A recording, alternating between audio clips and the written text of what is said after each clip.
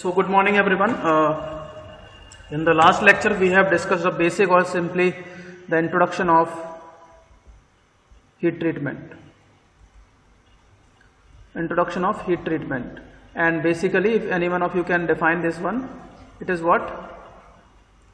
It is nothing but you can say heat treatment is an operation or combination of operations. It is an operation or combination of operations.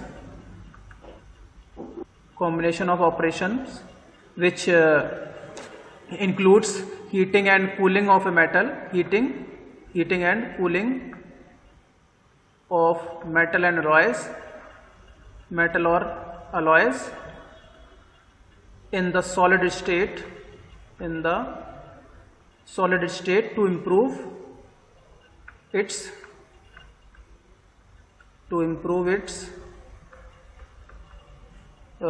physical or mechanical property, physical and mechanical properties. As we are mechanical engineers, so obviously our main focus will be on the mechanical properties of the elements, okay, of the metal. So इसके लिए मतलब basically मैंने आप लोगों को बता दिया था कि ये जो प्रॉपर्टीज में इंप्रूवमेंट देखने को मिलता है वो किस वजह से देखने को मिलता है, because of the change in the micro structure of the element, change in the shape, sometimes size, microstructures. So these are the basics due to which we obtain a particular change in the microstructure, and then we have discussed the various objectives. Why we are doing this heat treatment? So these things we have already discussed, to refine the grain structure or to relieve stresses set up during the previous operations, to make the material soft to perform another operations, okay, and to improve the mechanical properties like toughness, strength, etc., and to improve some electrical and magnetic properties. So these things we have discussed in the previous lecture, but now in this lecture we will be discussing the various important steps or the various process of heat treatment, okay. So we will be considering the steps, important steps in heat treatment, important steps of heat treatment, ठीक है, in heat treatment.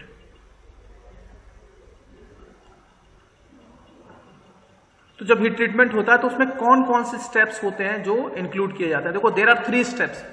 Step 1, there are 3 steps. कोई भी heat treatment process होगा, हर एक heat treatment process में 3 steps होते हैं. It comprises of 3 steps. पहला स्टेप्स होता है कि जो आपका मेटल हो गया या अलॉय हो गया, उस पर्टिकुलर मेटल या अलॉय को आप हीट करोगे, ठीक है, to a specified temperature, okay. So first one is the step 1 includes the heating the metal or alloy, heating the metal or alloy to a specified temperature. Remember, I am quoting a term, specified temperature. Why I am doing so? Heating the metal or alloy at a specified temperature. Specified temperature means whenever I am heating, so that अगर मान लिया कि normally अगर मैं एक metal की बात करता हूँ, ये भी मेटल है ऑब्वियसली, फॉर एन एग्जांपल, अभी मैं फोर्स की बात कर रहा हूँ, ठीक है. इस मेटल पे मैंने कुछ फोर्स लगाया, बहुत कम लगाया फोर्स, मान लिया कि 10 न्यूटन लगाया. इस मेटल में कोई भी फर्क नहीं पड़ा, ये मेटल अपनी ओरिजिनल शेप में आ गया. 20 न्यूटन का फोर्स लगाया, दोबारा से अपनी ओरिजिनल शेप में आ गया. जैसे ही मैंने 30 न्यूटन का फोर्स लगाया, ये मटेरियल के जो मॉलिक्यूल्स है वो परमानेंटली क्या हो गए? डिफॉर्म हो गए. परमानेंटली क्या हो गए?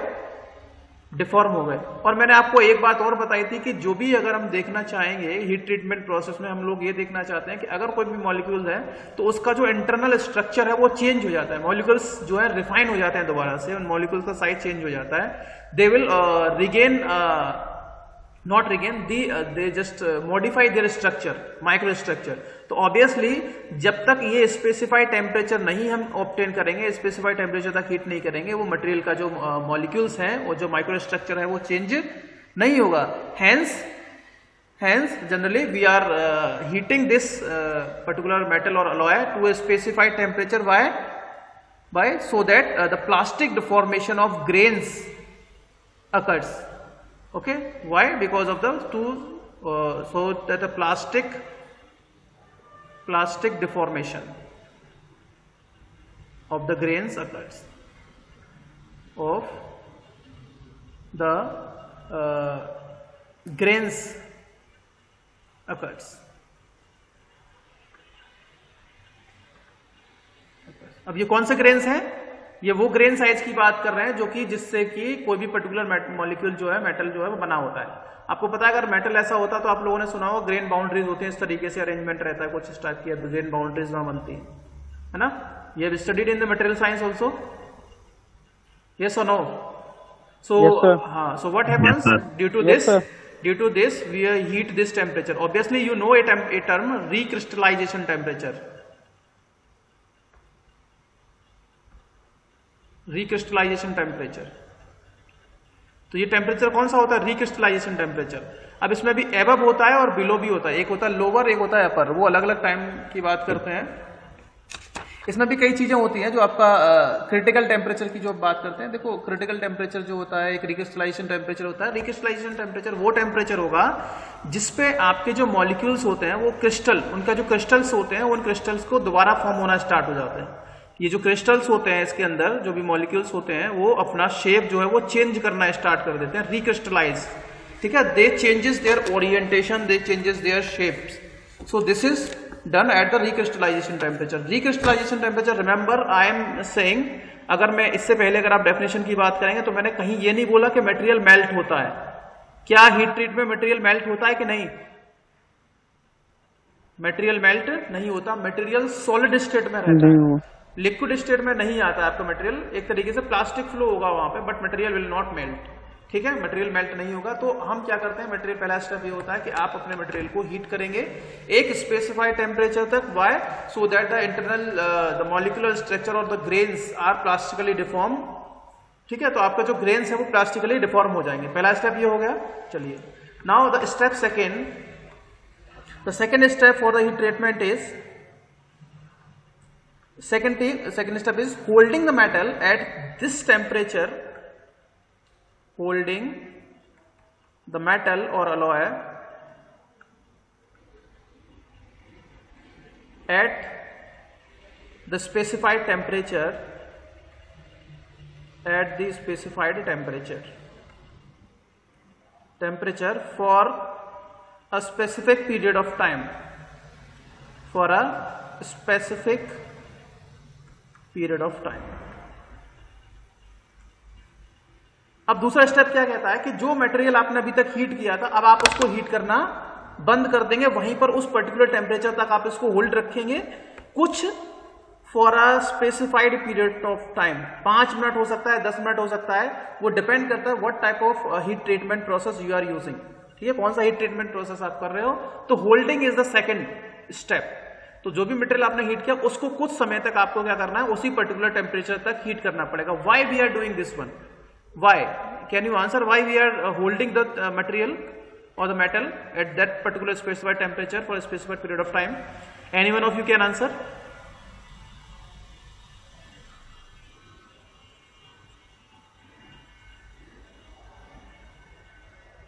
Yes. नहीं, कोई तो बताओ भाई.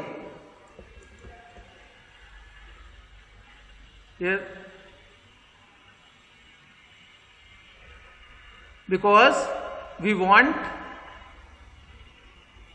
uniform structure of the uniform structure of the metal, of the metal. मान लिया कि ये आपका मेटल था, आपने इसको हीट किया और मान लिया कि इतना इतना जो पोर्शन है, इसके ऊपर वाला पोर्शन है, यहां पर तो मॉलिक्यूल का जो स्ट्रक्चर है वो चेंज हो चुका है, लेकिन अभी नीचे जो मॉलिक्यूल्स है उनका स्ट्रक्चर चेंज नहीं हुआ है. Molecules below this surface are not change their structure, or you can say they are not deformed plastically, so that their structure going to be changed. So to make or to obtain uniform structure of the molecules in the metal, we hold this metal, we hold this alloy at that specified temperature for a specified period of time, so that we got a uniform structure throughout the metal. ठीक है, उस metal में एक तरीके से हमें क्या मिल जाएगा, यूनिफॉर्म स्ट्रक्चर मिल जाएगा. Obviously, is it clear? Yes, is it clear to you और not? So now moving to the third step, that is step 3 of heat treatment. Step 3. Step 3 is what?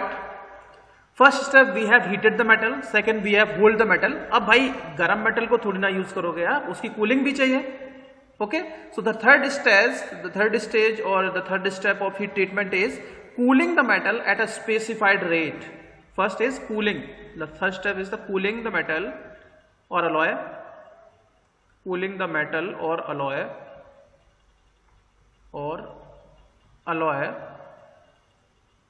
at a specified rate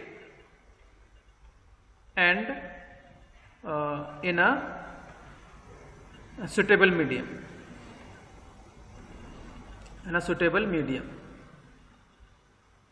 So remember the things. Third step is the cooling the metal. जो भी metal हमने heat किया था उसको hold किया, hold करने के बाद उस मेटल को हमें कूल करना होता है at a specified cooling rate. याद रखना भाई, ये स्पेसिफाइड कूलिंग रेट मैं इसलिए बोल रहा हूं क्योंकि आपको ये पता है कि अगर मैं मटेरियल को जल्दी से हीट करता हूं, मतलब धीरे धीरे कूल करता हूं, या थोड़ा मीडियमली कूल करता हूं, या बहुत तेजी से कूल करता हूं, ठीक है, तो हर एक टाइम पे वी गॉट डिफरेंट प्रॉपर्टीज. ये आपको पता है. अगर मैं मटेरियल को अलग अलग रेट से कूल करता हूं तो वो मटेरियल जो होगा उस मेटल के अंदर जो प्रॉपर्टीज होंगी वो डिफरेंट रहेंगी because of the microstructure that we are obtaining in the final metal.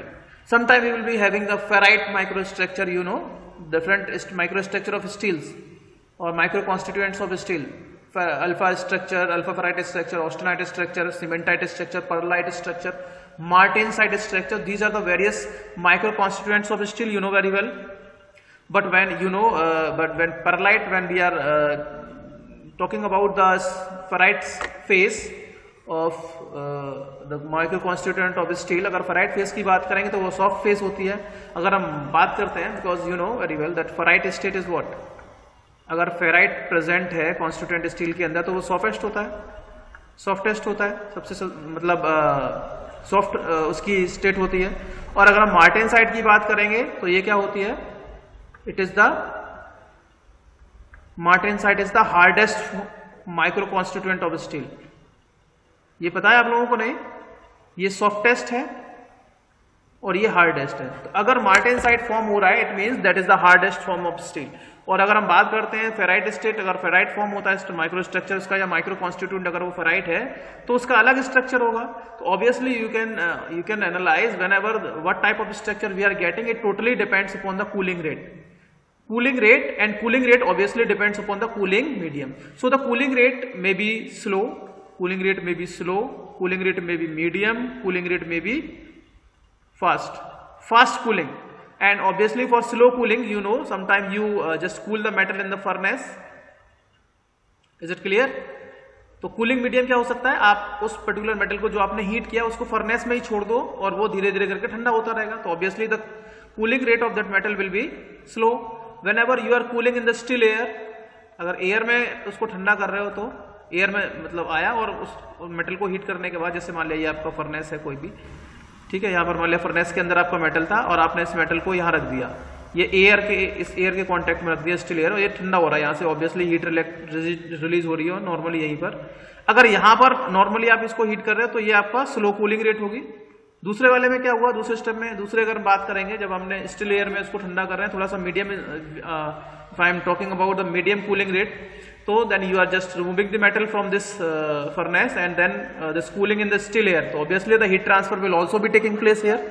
यहाँ भी हीट का ट्रांसफर होगा तो लेकिन यहाँ पर जो कूलिंग रेट है बढ़ जाएगी, तो हम ये बोल सकते हैं यहाँ पर कूलिंग रेट मीडियम हो रहा है. अब तीसरा जो है that is the fastest cooling rate, और you can say fast cooling rate. तो फास्ट कूलिंग रेट की अगर हम बात करेंगे तो जो सॉल्यूशंस होते हैं या बेसिकली जो लिक्विड होते हैं, लिक्विड कूलिंग की हम बात करते हैं, ठीक है, जो लिक्विड में होते हैं जनरली हम लिक्विड में उसको मेल्ट मतलब कूल करते हैं. जैसे हमारे पास यहाँ पे सॉल्ट सोल्यूशन हो गया, बाथ हो गया या वाटर हो गया, सडनली हमने मेटल को, हीटेड मेटल को यहाँ पर क्या कर देते हैं? क्वेंच कर देते हैं. जनरली जो क्वेंचिंग प्रोसेस होती है that is fast cooling process. तो आप अपने हॉट मेटल को सडनली इसमें डिप किया तो हीट ट्रांसफर बहुत तेजी से होगा और आपका मेटल बहुत जल्दी से कूल हो जाएगा. ठीक है.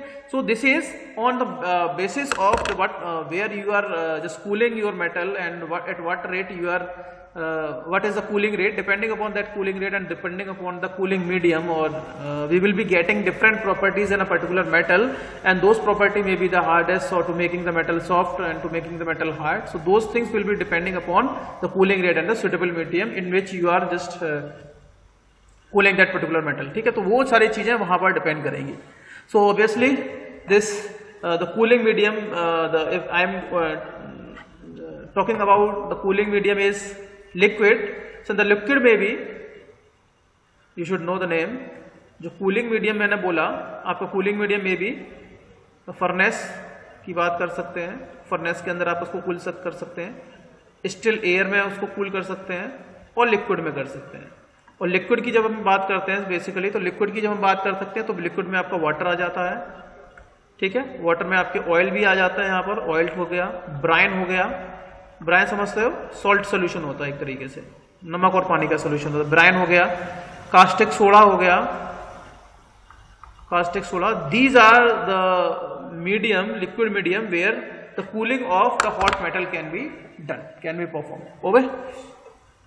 Okay, is it clear to you? Yes, sir. So till now I hope that you have basic about the heat treatment, why it is done. All the questions are clear in your mind. Why we are doing heat treatment, what are the various steps involved, and what we do in the heat treatment. So it is heating, holding and cooling. So basically if I want to show you the heat treatment process in a graph, that is temperature one side and time the second side. This is the temperature range and this is time. Don't forget to draw this diagram whenever this question is asked. Heat treatment, I am just showing the diagram for the heat treatment. Okay, so what we are doing generally, this is the melting point is very high. Obviously melting point बहुत ऊपर है, हम melting point की तो बात ही नहीं कर रहे हैं एलिमेंट की. इसमें क्रिटिकल टेम्परेचर होता है, लोअर और अपर क्रिटिकल टेम्परेचर की बाद में बात करेंगे. तो ये मान लिया कि हमारा मेटल था यहाँ पर, एंड अगर आप मेटल को हीट करोगे तो ऑब्वियसली उसका टेम्परेचर बढ़ेगा और टाइम भी बढ़ता जाएगा. तो आपने मेटल को क्या किया, सबसे पहले हीट किया. ठीक है, तो पहला स्टेप हो गया आपका हीटिंग. आपने हीट किया तो हीट करने पे क्या होगा, टेम्परेचर भी बढ़ रहा है और थोड़ा सा टाइम भी बढ़ रहा है. ठीक है, यहाँ पर टाइम भी मिल गया आपको टेम्परेचर का. दूसरी स्टेज क्या होगी, आप इस मेटल को क्या करोगे, आप होल्ड करोगे. तो ऑब्वियसली होल्ड करने पे क्या होगा, टेम्परेचर तो नहीं बढ़ाएंगे आप. तो टेम्परेचर जो स्पेसिफाइड टेम्परेचर है, मान लिया स्पेसिफाइड टेम्परेचर हो गया, आप इसको होल्ड करोगे. This is the second step, holding. कितने टाइम तक होल्ड करना है वो डिपेंड करता है a particular heat treatment process पे. तो second step is holding, this is the second step. And after this step, for what period of time you are holding, it depends upon this one. This is the one, T1 हो गया, this is T2 हो गया. ठीक है, T1 T2, and the third time is cooling. अब देखो, this cooling may be, the cooling may be like this. Cooling इस तरीके से भी हो सकती है, cooling इस तरीके से भी हो सकती है, और cooling इस तरीके से भी हो सकती है. ठीक है, तो कूलिंग कर्व जो होगा आपका, जो कूलिंग वाला होगा वो it may be of different slope. ठीक है, ये कूलिंग वाला है, ये आपका cooling, third step is the cooling. अब कूलिंग, अगर any one of you can me answer which one is showing the cooling in still air, which one is showing the cooling in the furnace, and which one is showing in the cooling in the oil bath or the liquid. Blue, you can consider the colour code black, green और blue. Which one is showing for the furnace, which one is showing for the air? Furnace की बात करेंगे तो इसमें कौन सा ऐसा होगा जो फर्नेस को शो कर रहा होगा, which one?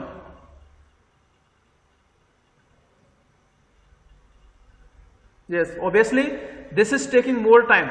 This black color is taking more time, तो obviously this फर्स्ट वाला होगा, this is in the furnace को शो कर रहा होगा. हाँ, ये ब्लैक वाला है, ब्लैक. सॉरी ना बेटा, देखो ये बहुत कम टाइम में अपने कम टेम्परेचर पे आ गया ना.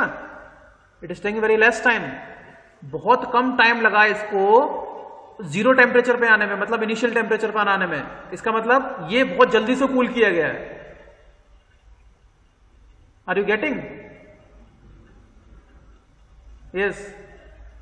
अगर स्लोप कम है, आवाज बहुत कट रही सर, आवाज कट रही. Just a minute. Yes. So I was discussing this one. When I am going to discuss this one, that is if black, blue or these colors green. So obviously this black will be representing what? Slow cooling, है ना, slow cooling. Slow का मतलब हो गया, slow cooling का मतलब हो गया फर्नेस में. फर्नेस में वाई? बिकॉज कूल होने में टाइम ज्यादा लगेगा, तो ऑब्वियसली आप देख रहे हो यहां से यहां तक टाइम आपको ज्यादा लग रहा है. ठीक है. अगर मैं बात करूं ग्रीन कलर की, तो ग्रीन कलर पे क्या हो रहा है? ग्रीन कलर में क्या हो रहा है? कूलिंग थोड़ी सी कम हो गई है ना, मीडियम जो है. तो ये आपका हो गया स्टिल एयर में, you are cooling in air. ठीक है, ये एयर में कूलिंग हो रही, तो थोड़ा सा टाइम आपका कम लगेगा.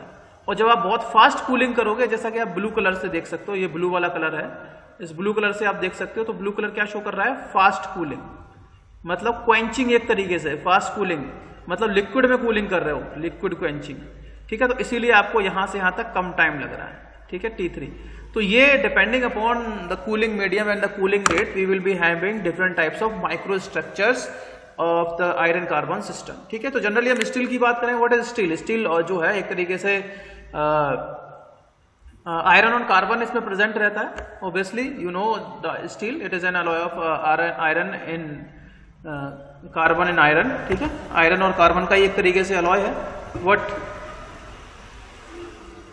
आयरन कार्बन का ही तो अलॉय होता है.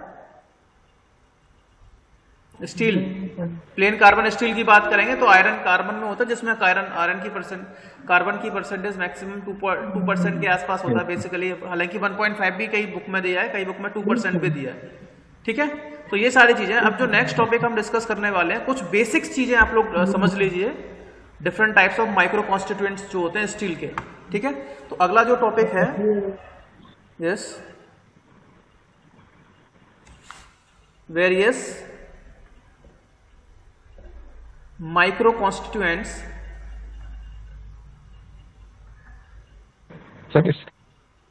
यस, क्या हुआ? स्क्रीन शेयर नहीं हो रही. अच्छा, okay, just a minute, sorry. जितना फास्ट अगर आप कूल, ये इनिशियल टेम्परेचर है, जितना फास्ट आप कूल करोगे मतलब उतना टाइम कम लगेगा आपको, तो ऑब्वियसली ये स्लोप बढ़ जाएगा. थोड़ा सा अगर स्लोप कम हो गया मतलब कूलिंग थोड़ी सी लेट हो रही है. थोड़ा और कम स्लोप हो गया मतलब कूलिंग और कम हो रही है, मतलब टाइम ज्यादा लग रहा है. ठीक है, तो वहां से you can identify easily that which process is fast, which one is the slow one. Now moving to the next topic, that is various micro constituents of steel. तो जनरली यहाँ से कभी कभी क्वेश्चंस कई कॉम्पिटिटिव एग्जाम्स में पूछे जाते हैं. हालांकि मैं इनका स्ट्रक्चर कैसा होता है वो नहीं दिखा रहा हूँ अभी. स्ट्रक्चर में आपको कि किस तरीके से, जैसे अगर हम अल्फा फेराइट कैसा होता है, उसका देखने में बॉल्स में एक अंदर स्ट्रक्चर बना होता है, अल्फा फेराइट का कैसा होता है, ऑस्टेनाइट का कैसा होता है, सीमेंटाइट का स्ट्रक्चर कैसा होता है. तो बेसिकली ये सारे स्ट्रक्चर्स मैं आपको नेक्स्ट क्लास में बता दूंगा. अभी आपको कुछ चीजें ये समझ लेनी है कि जो अल्फा फेराइट होता है, ऑस्टेनाइट होता है, उनका स्ट्रक्चर कैसा होता है, मतलब एफसीसी स्ट्रक्चर होता है, बीसीसी स्ट्रक्चर होता है, कैसा दिखने में कैसा लगता है वो अभी नहीं बताने वाला, वो अगली क्लास में बता दूंगा. लेकिन इनके बारे में कुछ इंपॉर्टेंट पॉइंट्स आपको पता होना चाहिए. कई कॉम्पिटिटिव एग्जाम्स में यहां से क्वेश्चन पूछे जाते हैं. तो various micro constituents of steel. तो पहला जो कॉन्स्टिट्यूएंट्स है जिसके अंदर, जो स्टील के अंदर पाया जाता है, पहला है अल्फा फेराइट. ठीक है, अल्फा फेराइट के बारे में आपको कुछ पॉइंट्स पता होने चाहिए. पहली, अल्फा फेराइट क्या है? It is a solid solution of carbon in alpha. ठीक है, ये क्या है? Solid solution of carbon, sorry, solid solution of carbon in alpha iron. ठीक है, अल्फा आयरन. अब बोलोगे कि सर ये सॉलिड सोल्यूशन क्या होता है? हाँ जी, ठीक है, ये सॉलिड सोल्यूशन क्या होता है? तो कौन बताएगा सॉलिड सोल्यूशन होता क्या है? मतलब ये हो गया, जब ये एक पर्टिकुलर फेज में होते हैं तो ये एक साथ मिक्स होंगे. ठीक है, कार्बन और अल्फा दोनों एक साथ मिक्स होंगे, लेकिन जब हम इनको हीटअप करते हैं तो हीटअप करने के बाद ये दोनों अलग अलग हो जाते हैं. सॉलिड में रहेंगे तो आपस में कंबाइंड रहेंगे, लेकिन जैसे आप इसको हीटअप करोगे ये सेपरेट हो जाएंगे. ओके, बाकी और सॉलिड सोल्यूशन क्या होता है वो मैं आपको और थोड़ा सा डिटेल में बता दूंगा. Just a minute. Solid solution की बात करेंगे, जैसे मैं आयरन और कार्बन सॉलिड सोल्यूशन की बात कर रहा हूं, तो होता ये है कि जैसे मान लिया कि ये आयरन के मॉलिक्यूल्स हैं. ठीक है, ये बड़े बड़े मॉलिक्यूल्स हैं, आयरन के मॉलिक्यूल्स. ठीक, अब अगर मैं कार्बन की बात करता हूं तो कार्बन के मॉलिक्यूल्स आएंगे, इन मॉलिक्यूल्स को जो कि आयरन के मॉलिक्यूल्स हैं, इन मॉलिक्यूल्स को वो रिप्लेस नहीं करेंगे, जबकि बल्कि क्या करेंगे, इनके बीच में जो गैप है उस गैप में जाकर के इजीली बैठ जाएंगे। तो obviously this is a solid solution. दो सॉलिड्स हैं, अपनी फेजेस में है, अपनी दोनों के दोनों का अलग अस्तित्व, दोनों एक दूसरे के साथ मिले हुए नहीं है, but these two molecules are forming a solution because the carbon atoms are occupying the space between the iron molecules without displacing this iron. ठीक है, तो दो सॉलिड्स जो होते हैं उनका सॉल्यूशन रहता है, उसको हम बोलते हैं सॉलिड सॉल्यूशन। ठीक है, ओके, बाकी और डिटेल में आप लोगों को बता दूंगा। हालांकि ये बेसिक डेफिनेशन है कि इसमें दोनों जो मॉलिक्यूल्स रहेंगे आपस में एक साथ रहेंगे प्रेजेंट, और दोनों एक दूसरे की फेस को एक तरीके से डिस्टर्ब नहीं करेंगे। दो सॉल्यूशन जो सॉलिड होते हैं उनका एक तरीके से सॉल्यूशन मान सकते हो, जिसमें आयरन आपका सॉल्यूट होगा, नॉट जो सॉल्वेंट होगा आपका, आयरन सॉल्वेंट है, और कार्बन जो है वो सॉल्यूट है, जो कि इसके अंदर बैठ जा रहा है एक तरीके से। ठीक है, दूसरा पॉइंट अगर हम बात करेंगे इसमें, इसका जो स्ट्रक्चर होता है वो बीसीसी स्ट्रक्चर होता है। इट हैज बीसीसी स्ट्रक्चर, ये दूसरा पॉइंट है। अल्फा आयरन से रिलेटेड, अल्फा फेराइड से रिलेटेड, या अल्फा आयरन भी बोलते हैं इसको कभी कभी। ठीक है, अल्फा फेराइड जो है वो अल्फा आयरन के अंदर ही कार्बन जब बैठ जाता है, इसके अंदर कार्बन के मॉलिक्यूल्स प्रेजेंट होते हैं, तो वो अल्फा फेराइड बन जाएगा आपका। तो बीसीसी स्ट्रक्चर होता है इसका, याद रखना है इसका स्ट्रक्चर कैसा होता है, बीसीसी होता है। और अगर हम बात करेंगे तो इसकी जो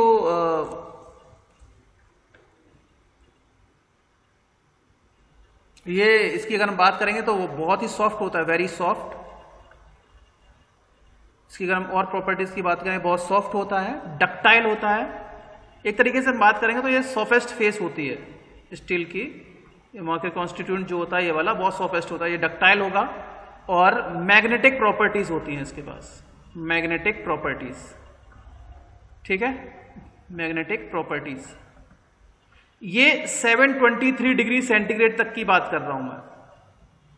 ठीक है, 723 डिग्री सेंटीग्रेड तक की बात कर रहा हूं। इस टेम्परेचर के बाद ये जो अल्फा फेराइट होता है, इसकी जो मैग्नेटिक प्रॉपर्टीज होती है ना, मैग्नेटिक प्रॉपर्टीज वो लॉस हो जाती हैं। आफ्टर दिस टेम्परेचर उसकी मैग्नेटिक प्रॉपर्टी 723 के आसपास रहता है, वो मैग्नेटिक प्रॉपर्टी लॉस हो जाती है, और इस टेम्परेचर को हम बोलते हैं क्यूरी टेम्परेचर। क्या बोलते हैं, क्यूरी टेम्परेचर। याद रखना है स्टील के लिए जो क्यूरी टेम्परेचर की वैल्यू होती है वो 723 अराउंड होती है, 723 डिग्री सेंटीग्रेड के आसपास, जिसके बाद वो जो आयरन होता है अल्फा आयरन, उसकी मैग्नेटिक प्रॉपर्टी क्या हो जाती है, खत्म हो जाती है। तो यही एक ऐसा आयरन होता है अल्फा आयरन, अल्फा फेराइट ऐसा ही आयरन होता है जिसके अंदर मैग्नेटिक प्रॉपर्टीज होती हैं, बाकी और किसी के पास नहीं होती। ठीक है, तो पहला ये सॉलिड सॉल्यूशन है, carbon in the alpha iron. Alpha iron आपके पास होगा, उसके अंदर कार्बन के मॉलिक्यूल जो होंगे वो आपस में आकर के बैठ जाएंगे। इसका स्ट्रक्चर बीसीसी होता है, और ये बहुत सॉफ्ट होता है, डक्टाइल होता है, और मैग्नेटिक प्रॉपर्टीज शो करता है 723 डिग्री सेंटीग्रेड टेम्परेचर के बाद। और लगभग 0% ऑफ कार्बन याद रखना 0.025% कार्बन की बात करेंगे, और 723 डिग्री सेंटीग्रेड तक इसकी प्रॉपर्टीज रहेंगी मैग्नेटिक। इसके बाद अगर टेम्परेचर बढ़ जाएगा तो इसकी मैग्नेटिक प्रॉपर्टीज खत्म हो जाएंगी। ये इंपॉर्टेंट पॉइंट्स हैं, इससे रिलेटेड और कुछ नहीं। इसको कितनी भी कूलिंग कर लो, आप इसको हार्ड नहीं कर सकते। ठीक है, can not be hardened, it can not be hardened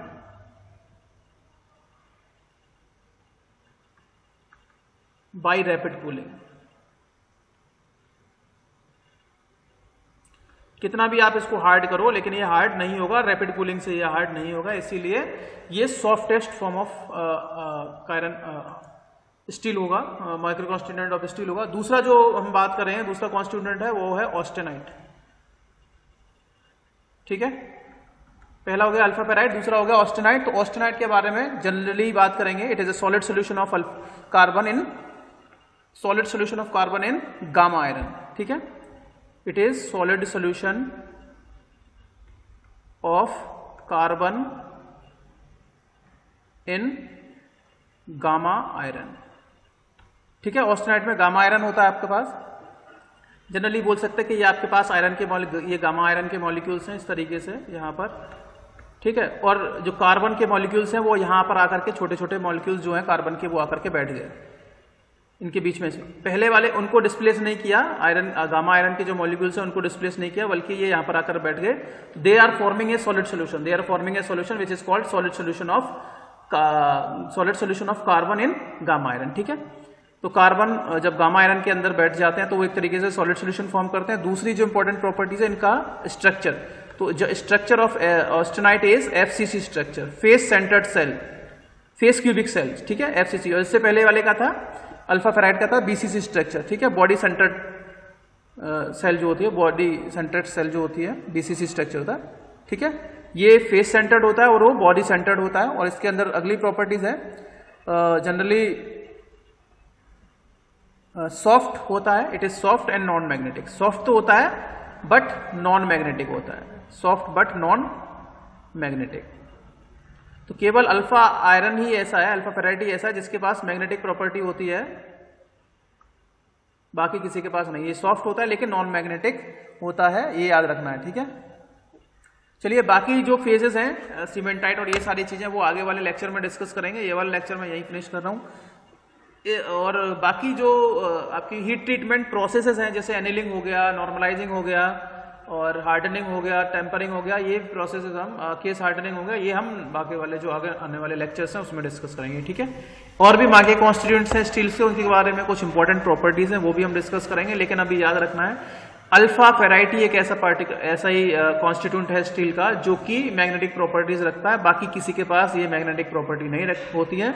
उसमें भी एक कंडीशन है 723 डिग्री सेंटीग्रेड टेम्परेचर के आसपास होना चाहिए, 0.025% कार्बन होगा, तभी तक उसके पास मैग्नेटिक प्रॉपर्टीज रहेंगी। अगर उससे ज्यादा तक टेम्परेचर तक आप उसको हीट करते हैं तो मैग्नेटिक प्रॉपर्टीज खत्म हो जाती हैं। और जो टेम्परेचर होता है 723 डिग्री सेंटीग्रेड, उसको हम बोलते हैं क्यूरी टेम्परेचर, ठीक है, ये याद रखना है। where the material loses its magnetic properties and becomes paramagnetic in nature, ठीक है। चलिए, so thank you very much.